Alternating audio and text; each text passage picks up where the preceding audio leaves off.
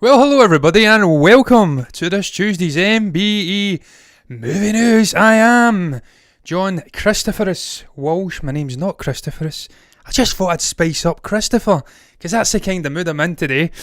And look, if you've not been here, short little gist of what I'm trying to do here. It's a movie news show, as movie news up in the top right corner would probably suggest. And yes, we break down the latest news in the world of Hollywood, and Warner Brothers are absolutely dominating the world of movie news at this precise moment in time. So much so that I have no fewer than 4 different articles regarding various different Warner Brother news topics, and none of them are good, guys. None of them are good.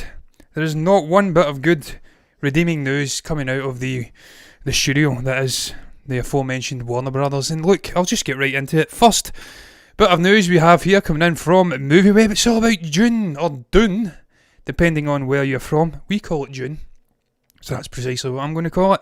Dune, of course, the Denis Villeneuve movie, this absolute epic which has been called anything from Star Wars to The Lord of the Rings in a sci-fi sort of operatic setting.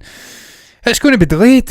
It's going to be delayed from this year until fall 2021. Now, we don't call it fall over here, we call it autumn. And yes, this is terribly, terribly depressing news, I have to say. Really looking forward to seeing this movie. I've spoke the hind legs off this movie for the past month to 2 months. And what's going on with my ear? My ear's feeling very strange, guys. I don't know what's going on there. But we'll forget about the ear and we'll speak about Dune. And to have this movie being delayed now until next year, and so late into next year too, it is just a thoroughly depressing boot in the balls, to be quite frank. October 1st, 2021, it's set to come out. It was originally supposed to be coming out in December this year. And look, I'll try and put a shining sort of redeeming light upon this news, and that would probably be that it will help Denis Villeneuve in his race to get the movie finished. This man was speaking about his utter panic, the pressure of trying to complete the post-production of this movie. He had not a long time to do it. He was pushed right into the corner, if you like, the metaphorical corner in post-production, trying to put the finishing touches on this movie. This will now allow him to sit back with a cigar in his mouth if he smokes them and relax and take his time, and the movie may end up being even better than it was originally going to be, because he can now sit back. Oh, I'm bringing up a completely wrong tab there, sorry about that. I'm looking at the actual stream information, don't know why. I've just got a sort of strange OCD mood tonight where I'm clicking on things I shouldn't be clicking on, but look, I digress. It could make this movie even better. He may now be able to put some finishing touches on it that he otherwise wouldn't have been able to do. So that's the one chink of light that I see from this. We may have a better movie as a result. Other than that, it's just utterly shite news. As a film fan, 2020 has been one of the single most depressing years that I've experienced going to see movies in theatres. I think it was The Hunt was the last one we seen before the pandemic struck. And then I went to see Tenet, most recently, twice in the theatre. Thoroughly enjoyed being back in the theatre amongst like-minded individuals, and it felt like a pretty safe environment. I thought you done a brilliant job in making the experience as enjoyable as possible in the midst of a coronavirus pandemic. So for that to be stripped away, and for all of this bad news to just be coming out one after the other, there's theatre chains shutting down for the winter. Bond No Time to Die has been pushed back. Dune's been pushed back. The only movie now set to come out in blockbuster terms this year is Wonder Woman 1984, and I have real doubts that movie will come out this year now. But look, I'll move on to the next sort of interconnected topic. As you've probably seen from the thumbnail, I'm going to be touching on 2 primary movies that I care about, but there is other ones, and I'll get into them as well. But here's the second one, also coming in from MovieWeb. Funnily enough, I'm not lazy. I just thought they wrote the best sort of articles in relation to this bit of news. And yeah, it's The Batman. The Batman is no longer going to be hitting theatres next year anymore. It was set to come out in March. It was set to come out at some point next year anyway. I think it was later on, November I want to say, and it's now been pushed back an extra 6 months to 2022. Now I've been watching other channels discussing this very matter today because that's the type of guy I am. I like to watch other channels and see what their thoughts are on it, see if they share a similar viewpoint to me, and sadly they do. And that viewpoint is that this is a complete boot in the humhos. In a sense, it's something psychologically damning. There's a psychological blow about seeing a movie move from one calendar year into the next calendar year, and that's precisely what's happened with the Batman. When it was 2021, you thought, well, a new year is not far away. We're getting to the end of this godforsaken year. The pandemic may be about to subside. We may have a vaccine in a few months' time. It's within reach, even if it was still a calendar year away, November 2021. But for it now to be pushed back to 2022, it's just a psychological blow, I have to say. We've got some comments coming in here. I cannot read that name. I think that's Kevin. Incidentally, it may be Kaiman. If it is Kevin, then perhaps write down below confirmation of that. But that's a very long, very Gaelic name. I may be saying that wrong. There's two different terms. Gaelic, I believe, is Irish. Gaelic is Scottish. Looking forward to seeing Dune, as am I. Very much looking forward to seeing Dune. It's looking like a truly tremendous epic from Downey. The man knows how to craft a sci-fi epic like no other. And that cast, man, that cast is mighty impressive. So I can't wait to see it, man. I can't wait to see if it's as good as everybody says it's going to be. By all accounts, the book, fantastic. I've been delving in and out of the book. I started reading it, I fell away. I started reading it again. I've just not got any time to finish reading this book, but the book has been particularly exciting, so I'll go back and finish it at some point, I'm sure, and hopefully the movie can nitpick the good points out. Can't wait to see bigger things happening in the world.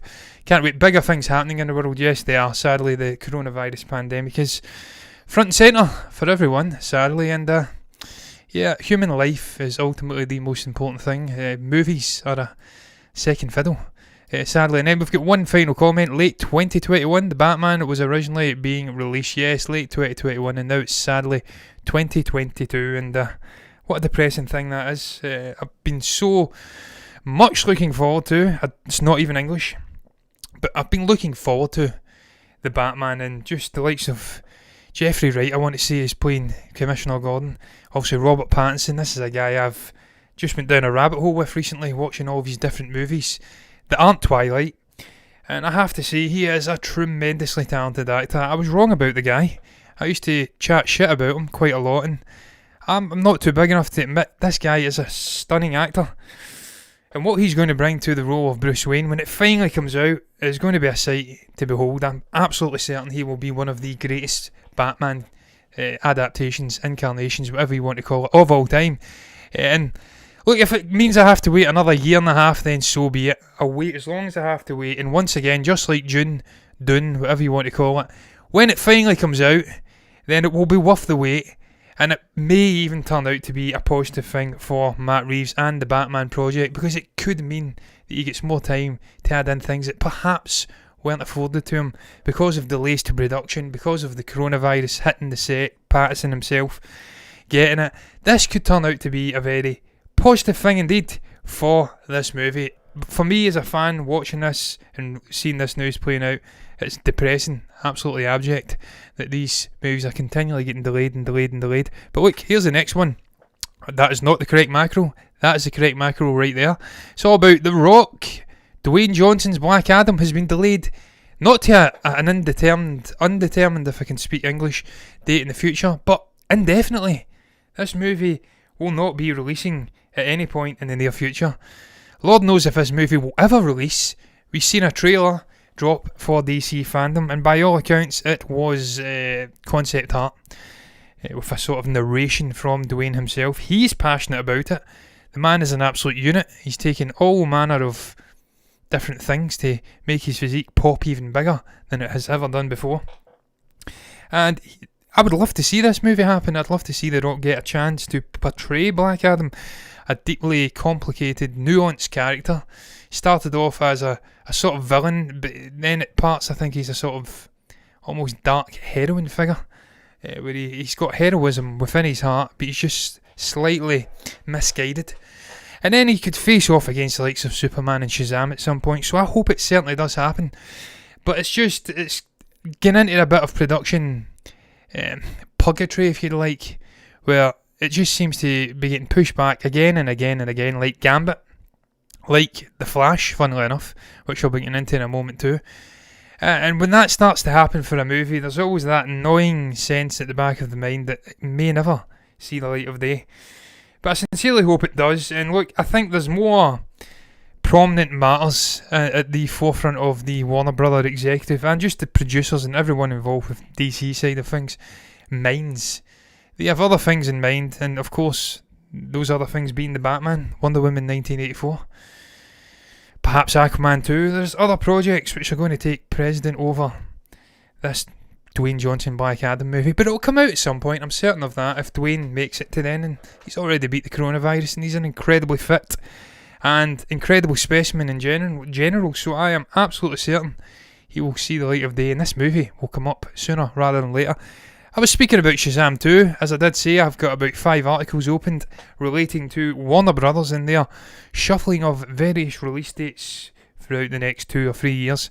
Shazam 2 director has come out and he says the release date is not going to have any impact at all on this movie's shooting schedule.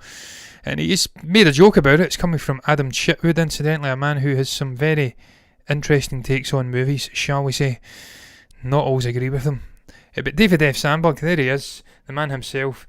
He says, on a reply to that Variety article, which broke the news that there is going to be multiple sort of switcheroos happening with release dates. Incidentally, Matrix 4 has moved up. That's one I didn't open an article up about. It's coming out next year. So it's taking the step forward instead of a step back. And that's a movie I'm looking forward to. Can't wait to see what Lana Wachowski, Keanu, Carrie-Anne Moss, and everyone involved has in store for that movie. Is it a prequel? No, it's not. It's going to take place at some point in this Matrix universe, and Lord knows I'm excited to see what the hell happens. You're right there. It will give time for Robert Pattinson to bulk up. I don't think he will, though.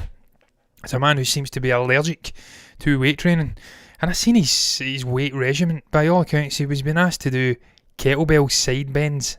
I mean, Jesus Christ, Robert. It's not exactly strenuous, is it? I mean, you can do it. But he's in decent shape. He's lean enough. They can put a muscle suit on him under that actual bat suiting.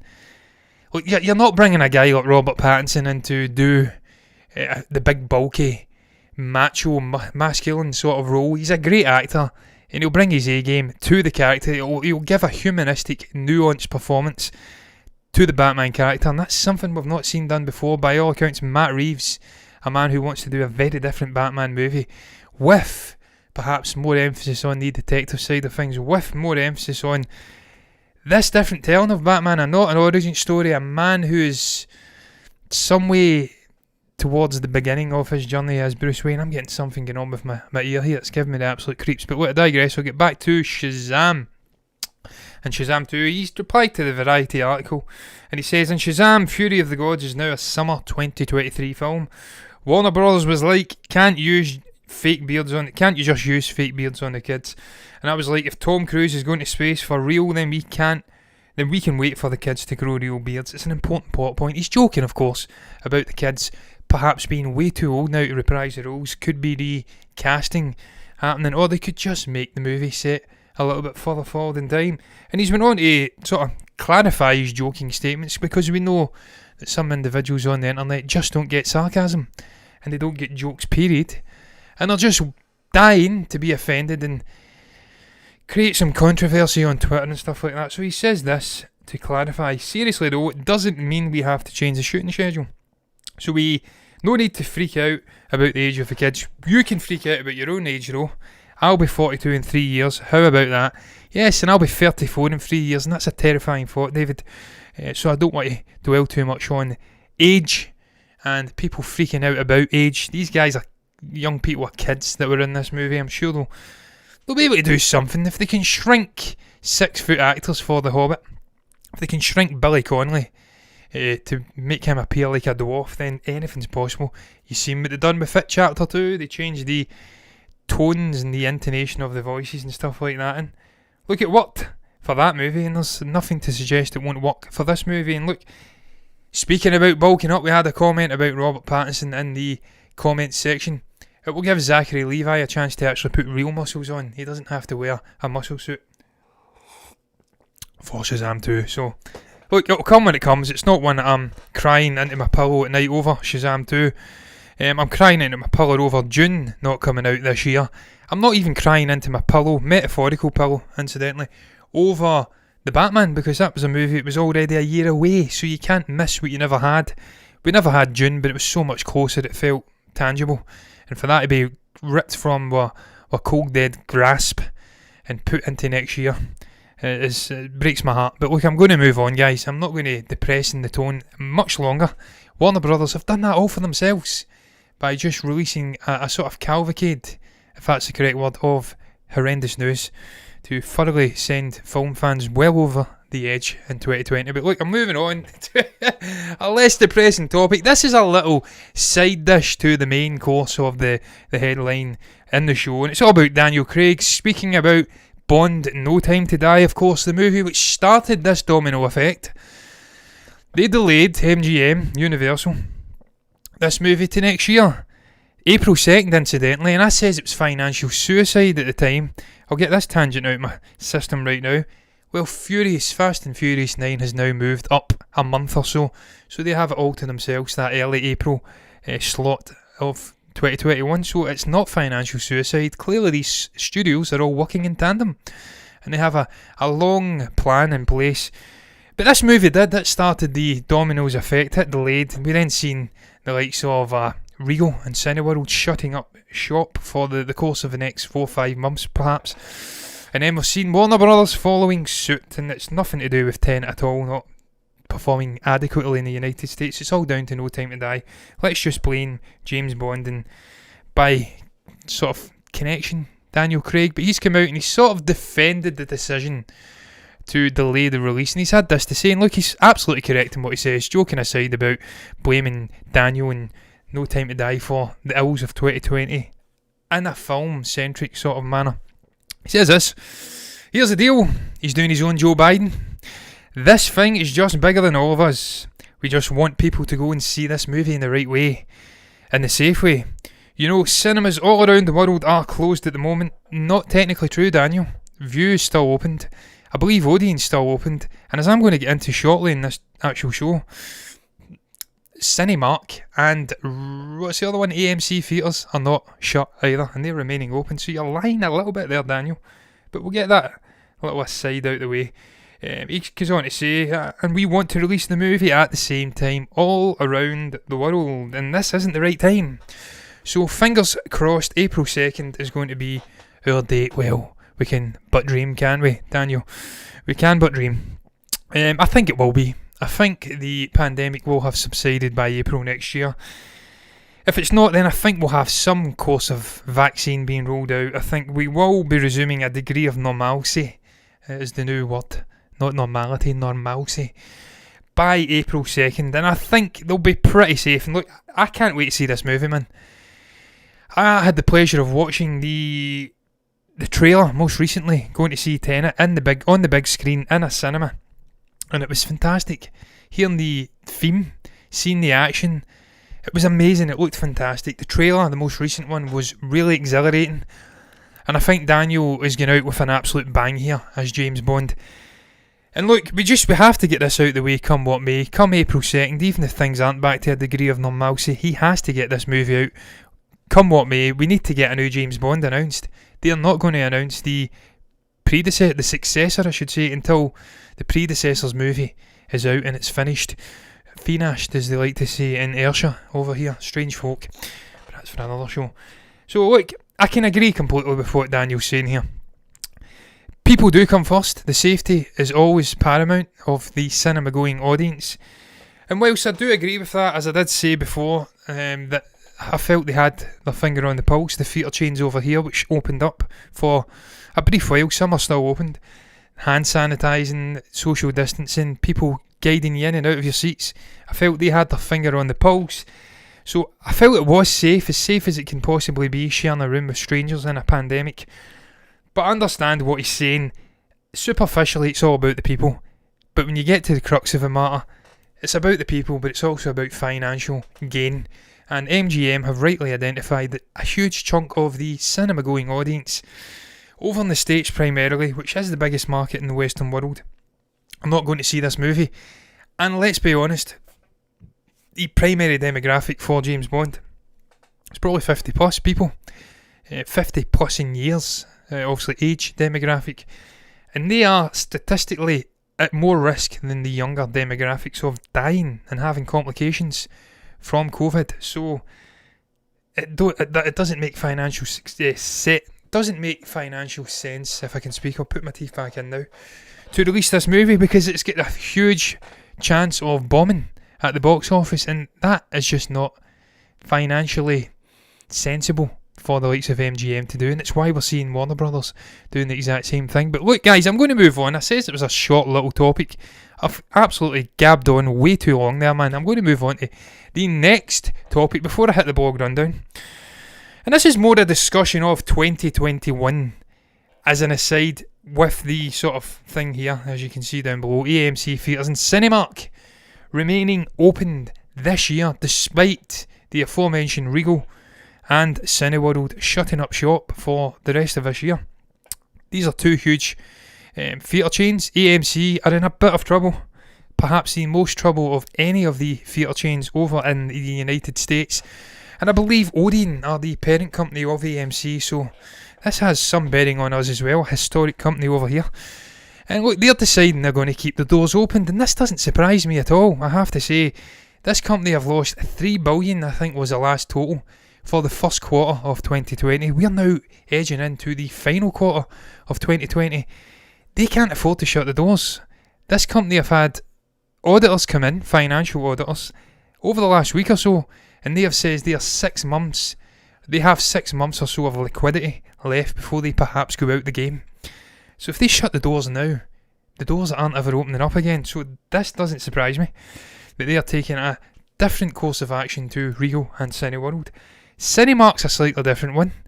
They are remaining open too, and by all accounts they have their own sort of plan in place for this, and I'll try and get the quotes up from the Cinemark executive who came out and spoke about this very matter. He says, and let's try and find it, shall we? Bring it up, there it's there. Cinemark reopening plan was designed with multiple contingencies in place to ensure we are able to be nimble and react as needed to this ever-changing environment. We do not currently have plans to close our US theatres and are continuing to align with demand, including reducing operating hours and days while we await new studio content to encourage theatrical movie-going. And I think that's sensible. Of course, we'll ultimately find out in the next 6 months who was the most sensible. Was it Regal and Cineworld for shutting the doors, laying off 40-odd thousand people from their jobs, and then subsequently having to put more jobs in place once they reopen up? Are they the sensible ones? Will they wait out this winter hibernation and open up more successful in the new year? Will they have more vitality when these movies start opening up again? Or will it be the likes of Cinemark and AMC theatres who will have made the sensible decision and just keeping the doors opened, reducing the demand and opening hours depending on the current situation with the virus, and perhaps, as AMC are by all accounts doing, opening up private screenings? I think I read something that they are perhaps opening up family screenings. 20 people can go in and watch a movie in a private screening. That's interesting. That may be the way forward for them if they can do it with some interesting historical releases, because Lord knows we're not getting any new ones coming out. Then it could work. But look man, as an aside to this, and as I've been saying throughout this show already, discussing my experiences of going to the theatres during a pandemic, I absolutely feel sorry for these companies. I feel sorry for Cineworld and Regal, and I feel absolutely heart sorry for the employees of Cineworld and Regal. And I also feel sorry for the situation Cinemark and AMC theatres are in, because firm advocate of going to watch movies in the biggest screen possible and a communal experience with like-minded individuals. It's the best way to consume a movie, no doubts about it. And people can say what they want to the contrary, but they are wrong. This is the best way to watch movies. And these theatre companies have done so much over the course of the last 2 to 3 months since this virus has sort of subsided during these summer months, and they have been able to open back up. They've done so much to implement measures that have made the going to the cinema experience as safe as possible. Social distancing, hand sanitising, a whole array of different things, which have made people feel a little bit safe when they go to watch the movies. And for that to then be ripped away via studios delaying movies because they obviously are putting financial gain first, and rightly so, it's heartbreaking. And it's heartbreaking for the human side of things, as I keep saying, the actual financial, obviously, issues it's going to cause for their actual employees who are not going to have a job now. So that's the first people I think about. I don't really think about the conglomerate sort of $1 trillion companies. I think about the human small man scale thing that's happening within these companies. But all in all, it's a shame. I hope they can see through to next year, and then they will have the riches of a truly tremendous year. And talking about truly tremendous years, I keep doing this on a nigh-on bi-weekly basis. I keep going to the 2021 schedule to check how movies are releasing now, just to give a sense of how promising a year this could be. And I'm going to give my view on whether I think this will play out like this. So you start off the year with I Carry With You, I Carry You With Me, I don't know what that is. Mortal Kombat's the big release alongside Peter Rabbit. That's in January. And then we have the little things as well. And then in February we have the likes of The Kingsman and Tom Clancy's Without Remorse. Quite a quiet start. January's not too bad. Mortal Kombat has the potential to flippity flop. Peter Rabbit will probably do well if it can release. You get into March, Ghostbusters Afterlife, very promising. Tomb Raider 2 could be good. Morbius, I think, could have the serious potential to be a sleeper hit. The Boss Baby, we're getting a sequel to The Boss Baby. I really enjoyed it. Alec Baldwin voicing a young baby. What more could you want in life? Then we get to April, and of course we have No Time to Die. It has that April 2nd release day all to itself now. We have A Quiet Place Part 2 on April 23rd. May, Black Widow, Godzilla vs Kong, Cruella, Fast and Furious 9, all coming out in the 1 month. That is absolutely unparalleled in terms of releasing big blockbusters like that in the 1 month. The Conjuring comes out the following month. Jurassic World Dominion. Venom comes out. Let There Be Carnage. Andy Serkis and Tom Hardy teaming up. Great potential, that movie. Top Gun comes out in July. Shang-Chi and the Legend of the Ten Rings. Space Jam, A New Legacy with LeBron James. Uncharted, obviously that Mark Wahlberg and Tom Holland adaptation of the hugely successful video game. Jungle Cruise, Emily Blunt and Dwayne Johnson. Another stacked month.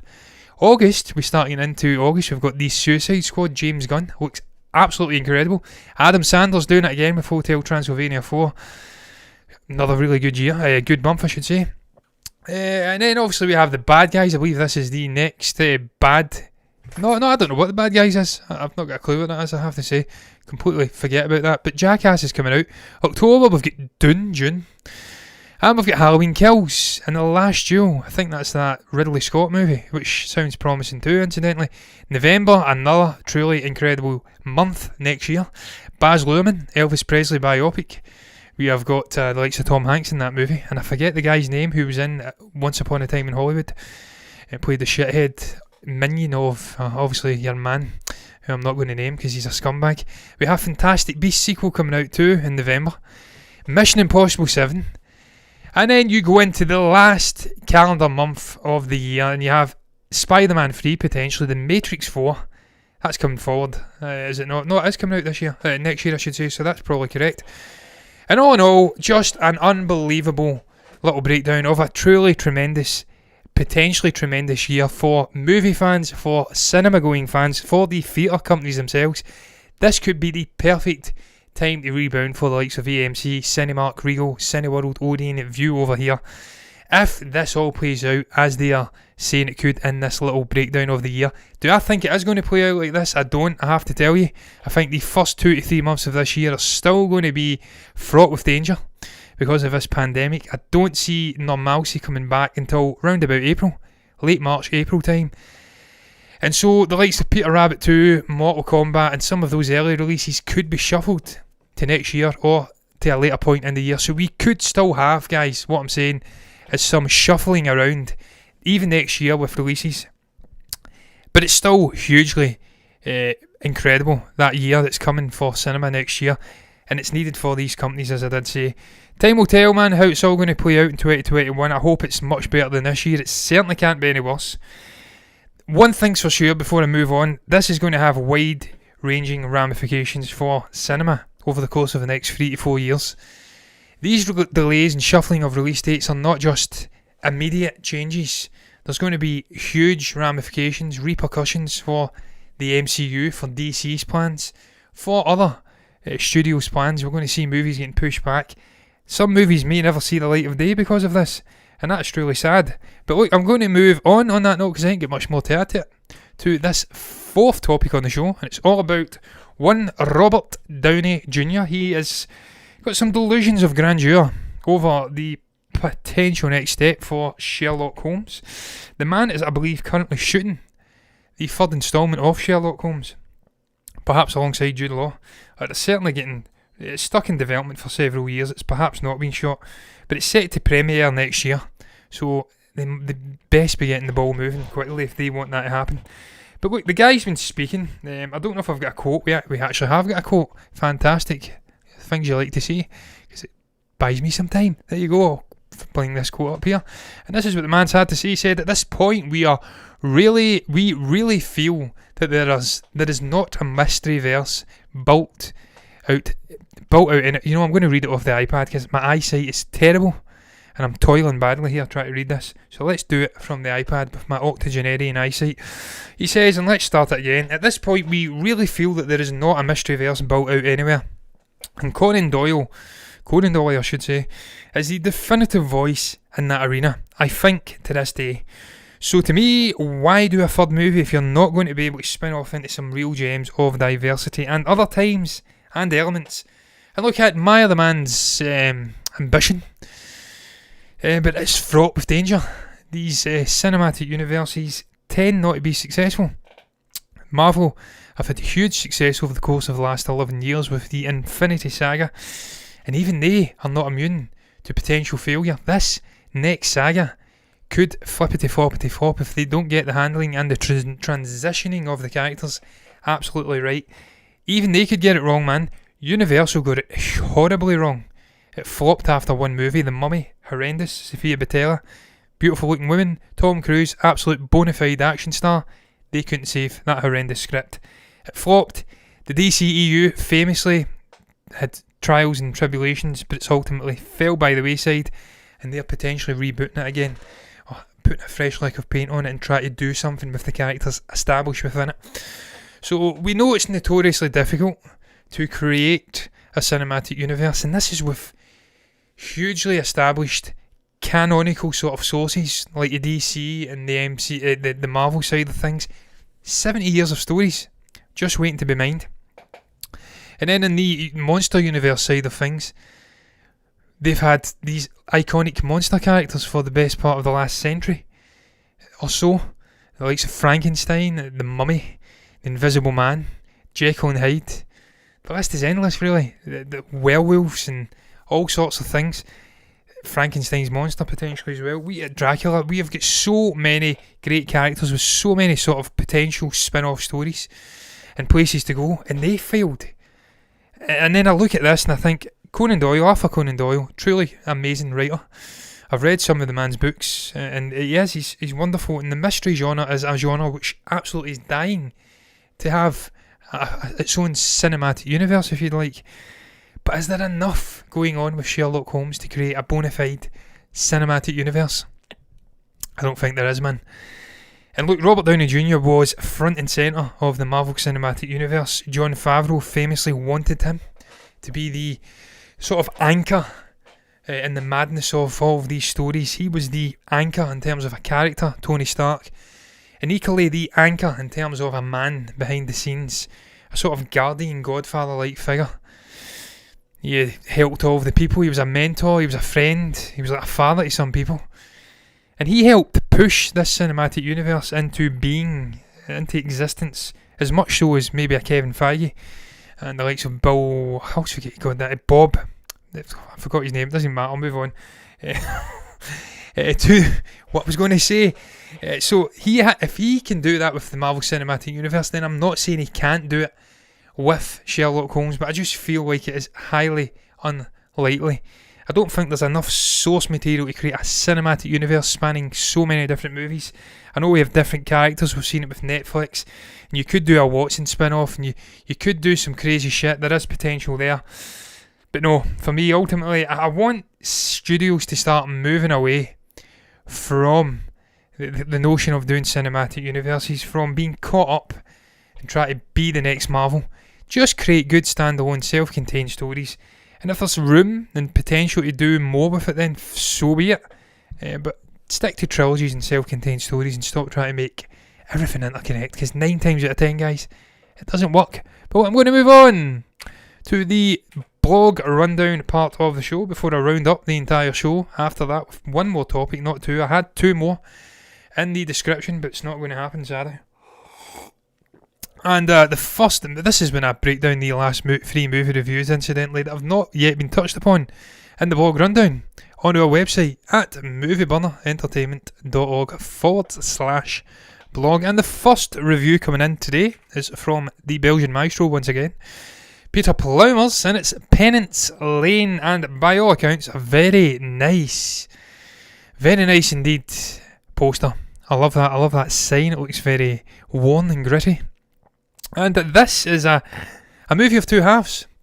Sounded a bit like Donald Trump outside the White House there, didn't I? Struggling for my breath a little bit. I've not got coronavirus, I had it. And by all accounts, I love to use that phrase. Very hard to get reinfected with it, so I've not got it, but Donald has. And that's as far as I'll go with that one. But look, Peter says it's a movie of 2 halves. He says the start of the movie is very interesting. We have this gang, these group of criminals, they get coaxed into this house, and they're getting attacked with some phantom shape in the corners, in the dark crevices of this house, and there's a degree of psychological mystery about it. And he says that's when this movie is at its absolute best. But sadly, it takes a turn for the worse. It gets a little bit ridiculous, and it goes off its rails at some point in the midway point, and it becomes a demonstrably worse movie for it. And he says, in summary here, in the end, Penance Lane, and I love that, Penance Lane, it's a great title. It was a disappointment for me. If the gradation of my enthusiasm were graphed, I'm sure it would resemble any COVID-19 graph. Oh no. Except that there's no sign of a flattening the curve effect. After its peak, the curve goes very fast to a 0 point, which is what we all hope for COVID-19 too, but sadly it's more like a roller coaster ride. Certainly when you have buffoons like Boris Johnson and Donald Trump in charge of your country, not Angela Merkel. But what I digress, politics aside, after its peak it goes to 0. Maybe my expectations weren't met because the concept changed drastically in the end. It became a kind of thriller without supernatural apparitions, rather a crime story in which an insane individual has set up a lucrative business activity. The story made no sense and at some point became downright ridiculous. I have learned the following lesson from this: no matter how good a summary sounds or what a movie poster looks like, and it is a damn good movie poster, I agree, Peter, it's never a guarantee the movie will be any good, and yet there was somewhere deeply hidden an excellent movie. Unfortunately, they failed to conjure it. That's sad. I hate to see that. I hate to see a movie start off with good intentions, with a good concept, and then fall flat in its arse because maybe the director got ahead of himself, maybe the writer thought he was the next coming of Stanley Kubrick or something like that and just made a complete pig's ear of it. Sad, but that's life, man. There's so many movies littered like that throughout the history of cinema, and it joins a long list of good and bad movies which start off well and shit.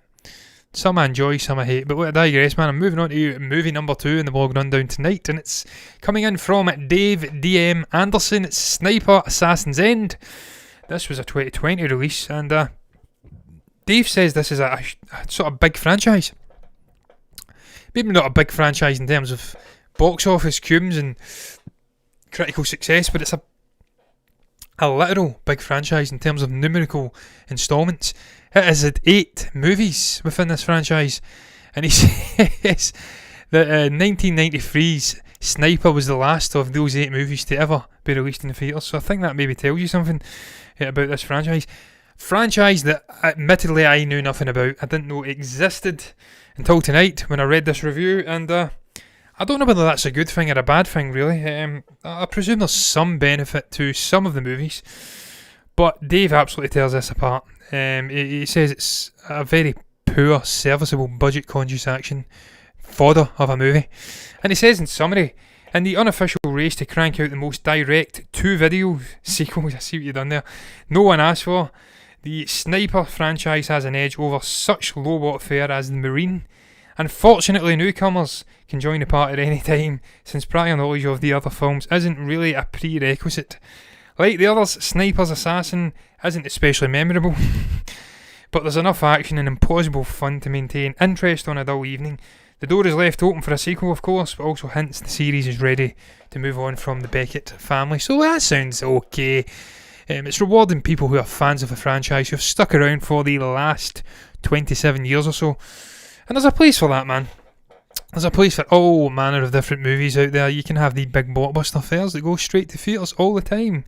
And you can have little B movies, C movies, Z movies, if they are it. Go straight to video on demand. There's something for everyone out there. And just because it goes straight to VOD doesn't necessarily mean it's a bad movie. We're changing what VOD means now in the year of 2020. There's some truly stupendous movies going straight to VOD, so it's not a negative thing by any means. But look, I am going to move on to the third and final movie review on today's blog rundown. It's The Vanishing, a very Scottish movie. Indeed, I have seen this movie, and this one's been reviewed by Peter Plymouth. And as you can see, another fantastic poster.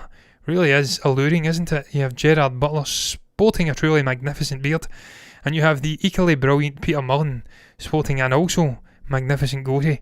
These are two men who are firmly on my side of the divide in Glasgow when it comes to certain things, and for that reason alone, I like these guys. Great actor, Peter Mullen as well, and Gerard's done okay over his career. He's made some naff choices, but he's a good guy.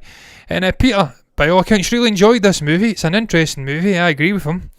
It's based on an historical event, which apparently happened. There's much creative license within this movie, though, as Peter does say.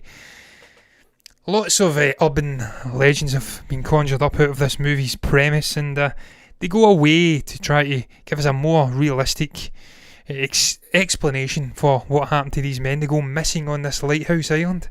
Their bodies are never found. And as Peter does say, because they try to explain it in a more rational manner, it has got creative license, and it therefore is sort of dabbling with historical inaccuracies as a result. But look, there is the man's summary of this movie. He says The Vanishing was a relief after seeing so many mediocre and forgettable nonsensical feature films. Not only the footage turns this film into a gem, the acting is also phenomenally beautiful. Not only the oppressive claustrophobic atmosphere is impressive, there is also some melodramatic moments in which hidden distress comes to the surface, resulting in conversations full of meaningful silences and heavy words. You'll also witness some lurid scenes, such as the cleaning up of dead gulls, I should say. I don't know what I said there. After a heavy storm, you may have to break the wings to get them in. I remember that. But for me, Gerard Butler was a real eye-opener, if I can speak. He usually appears in one of those dime a dozen action films. Yes, he's like a B-caliber Scottish Dwayne Johnson. With the exception of a single film like A Family Man. But here he also shows that he knows how to act. He does. He's a great actor. Never thought a movie about lighthouse keepers would be worth watching. Well, apparently it is, and that's also a reason to finally check out The Lighthouse. Lights out, Lighthouse spot, lights on. Look, you should check out The Lighthouse. I know I'm behind the times here, Peter. You may have seen it already. The Lighthouse is a magnificent movie, man. Robert Eggers is a master in film making. He knows how to take concepts which have no business being on the big screen, being seen by as many eyeballs as they do, and he makes them work, because he is fabulous. And you match that with William Dafoe and Robert Pattinson, and it's a match made in heaven. It's a spiral into insanity for the characters themselves and the audience watching. But look, The Vanishing was fantastic, I do agree. Gerard Butler, truly brilliant performance. Underrated, this guy at times. He does pick some dodgy movies, but he can act like hell, and you see it in this. He's the heart and soul of this movie. He's a sort of sane head. Everyone else loses their shit, if I recall correctly, and he tries to keep a lid on it before actually going full crazy himself. And it's a psychological, claustrophobic movie. It's got some great moments in it, beautifully shot, by all accounts in the south sort of coast of Scotland, I believe.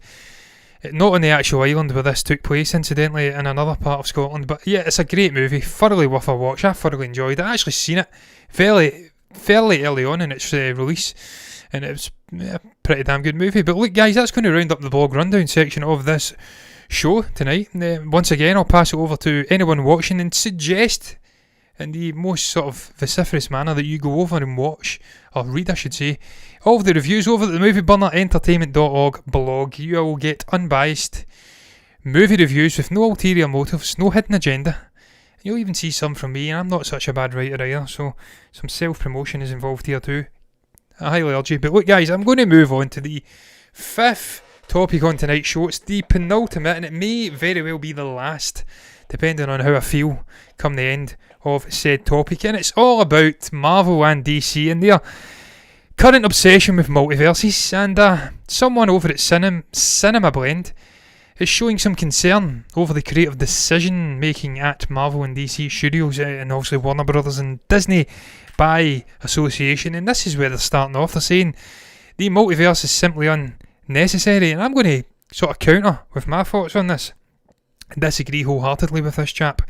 I don't believe multiverses are unnecessary at all. I believe the multiverse concept in the DC is absolutely necessary. Joss Whedon's Justice League killed the DCEU stone dead. It was DOA, dead on arrival. And to bring it back, sort of resuscitate it and sort of imbue it with life, if you like, you absolutely have to do a reboot, and you have to do that via multiverse.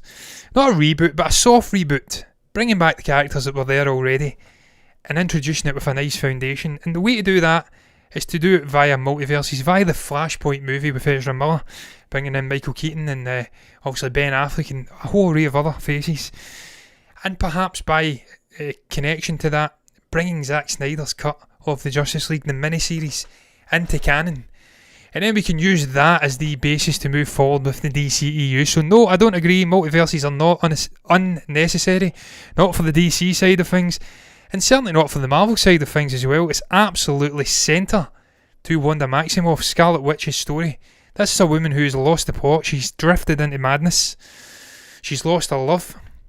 And obviously she has to be rescued from that. And the best way, she's created an alternate universe to be with her, the love of her life.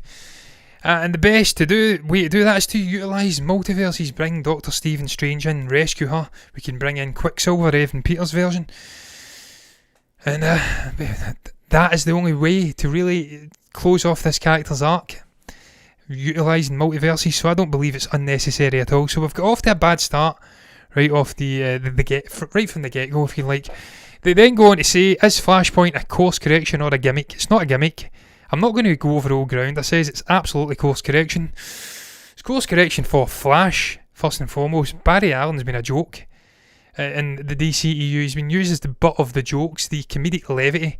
This is a serious character. This is a guy that's got meat in his bones. And the Flashpoint story and the whole concept of his father and his mother and him having to go back and redeem his father and save his mother from potentially being murdered. That's not a gimmick, that's course correction, and it can bring the DCEU back on course, and I don't agree again. The multiverse runs the risk of shrinking the audience. I don't agree again. I completely disagree wholeheartedly. People who are fans of comic book novels and the 70 odd years of storytelling always seem to have this misconception that these cinema going audience are complete buffoons who can't understand more than 2 or 3 plot threads. And that they'd get confused if multiple characters came in and they perhaps juggled multiple universes. And it's just not true. Cinema-going audiences are quite smart. Chris Nolan certainly believes in their intelligence. That's why he puts out cerebral, mind-bending, ambiguous movies. And they seem to understand it in the main. You get some buffoons who don't understand it, but that's just life. There's always idiots in every village, and a lot of them go and see Chris Nolan movies and moan about them. But in the main, I think people are smart. And that's why the multiverse is not going to run the risk of shrinking the audience. It's not going to alienate people who are befuddled by introducing multiple universes and different versions of characters. If you spell it out nice and clear to people, even the thickest people in the audience will surely get it. But look, I think that's it. Perhaps I thought it was longer than that. I have to say, that's quite disappointing. I've rebuted all of his points. I don't agree at all. I don't think it's a an unnecessary addition to the DC or the Marvel side of things. I think multiverses can absolutely be introduced, and they can be a cool little plot point whereby you can bring in old faces and you can do it naturally, and it's comic book authentic. And not just that, man, you can bring in characters who have passed away. We can have the likes of Robert Downey Jr.'s Tony Stark come back in some vein. Doesn't have to be living and breathing. He could be a sort of Jarvis AI in an alternate universe. And then we get to get Tony Stark, obviously Robert Downey back in the Marvel Cinematic Universe. We can get Paul Bettany returning triumphantly to the MCU via a multiverse. So no, I don't agree at all. I'm going to bring this. Oh, I've screwed up the macros here. I'm showing up the fact I'm on my lonesome tonight. Don't agree at all, and I'm going to move on finally to the last topic. I'm going to touch on this topic because I find it very interesting. It's so interesting that I'm going back to Empire again, a website that I absolutely despise. But thankfully I don't have to bring Empire up because there is no quotes. It's just a general little short story about one of my favourite actors. It's Paddy Considine, and a guy I love. I've loved him since Dead Man's Shoes. I think he's thoroughly entertaining guy on the screen, off the screen. And he has joined the prequel to the Game of Thrones franchise, this new series that's going to be popping up on HBO. And look, it looks like a perfect role for this guy. By all accounts, he's going to be playing a Targaryen. And I'm trying to find the name of the Targaryen, incidentally. It's King Viserys. Viserys the First. He was the man who was chosen by the Lords of Westeros to succeed an old King, Jaehaerys Targaryen, at the Great Council at Harrenhal. He's a warm and decent guy, and they are suggesting that warm and decent and kindly kings don't always bode well in the world of Westeros. So there you go, you already have the meat and bones of your story there, and it's very promising that you're bringing in a man of this calibre to perhaps lead the way of this new franchise. I hated the way that Game of Thrones ended. It absolutely needs to be redeemed. There's an argument that knowing the way it ends is going to sully any potential prequel trilogy. Star Wars in the head here. Series right from the get-go, but give it a chance. The first 5 seasons of Game of Thrones were some of the most compelling and brilliant TV I've ever seen. And for that reason alone, I want to see a prequel trilogy. I keep saying trilogy. Prequel series with one Paddy Considine and a whole array of other people in there. We've got some comments from Peter Plymouth here. Still need to see that one. You've not seen The Lighthouse, you have to see it. It's a fantastic movie. If you've watched The Witch, then you will have a good idea of what he's doing. It's claustrophobic, it's crazy, some brilliant visual moments. He's a truly unique filmmaker. There's no one like Robert Eggers out there. And actually younger than I thought he was. I thought he was an older gent. But no, he's very young. He's got a long, illustrious career ahead of him, that man. But what I digress, Peter has said one final thing, which I'm going to round the show up with. Well joined a horror challenge, and well joined, I can't even read it, my eyes are going. A horror challenge and watch as many horrors in the 1 month. Surely we'll see it this week. Well, there you go. Yeah, horror challenge. See what you mean. It's the month of October. The month of Halloween. And yes, I never really do that. It's something I perhaps need to start doing. Watching horrors. More horrors, man. I love my horrors. And if you've not seen this particular horror, that's another one I'll recommend to you, Peter. The Green Room, is it? Is it Green Room? I think it is a Green Room. That's a great movie, man. Go and watch that. The late, great, God, what's his name? I've totally blanked on his name now. This is what happens when I do lone shows.